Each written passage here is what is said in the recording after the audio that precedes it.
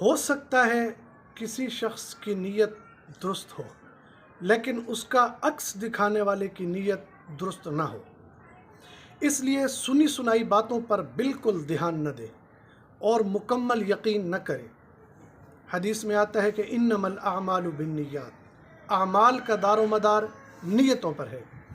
کسی بھی ایسے شخص کی مخالفت مول نہ لیں جس کے بارے میں کوئی دوسرا آ کر آپ کو بتائے کہ فلاں آپ کی غیبت کر رہا تھا،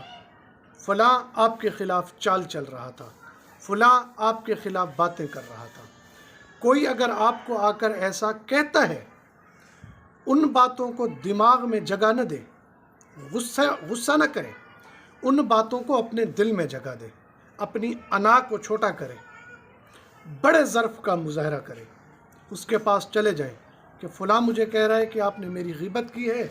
یا آپ میرے خلاف چال چل رہے ہیں۔ اگر اس کے اندر ہمت ہے، وہ اقرار کرتا ہے جی میں آپ کے خلاف چال چل رہا ہوں یا میں نے آپ کے خلاف نیگیٹو منفی باتیں کی ہیں، میں جو ہے نا ان کو ثابت کر سکتا ہوں، اگلا قدم پھر اٹھائیں۔ ورنہ اسلام میں ایسی چیزوں کی بالکل گنجائش نہیں ہے، کیونکہ آج کل اداروں میں، دفتروں میں، فیکٹریوں میں، گھروں میں، دوستوں کی محفلوں میں دیکھا گیا ہے 80 سے 90% جو ناراضگی ہے، جو دشمنی ہے، وہ صرف اس بنیاد پر ہے کہ جس نے فلاں بیٹھ کر میرے خلاف باتیں کی، اس نے فلاں کو میرے بارے میں ایسا کہا، یا اس نے میرے فلاں عہدے کا تختہ الٹنے کی کوشش کی۔ یاد رہے اللہ پاک ہر مظلوم کے ساتھ ہے، ہر محنت کرنے والے کا دوست ہے۔ جب تک کوئی شخص من و عن آپ کے سامنے آ کے نہیں کھڑا ہو جاتا، تب تک آپ کانوں پر جو ہے نا بالکل کانوں کو بند کر دیں، بڑے کان بند کر دیں، تاکہ جو ہے نا آپ اپنے کام کو جاری رکھ سکیں۔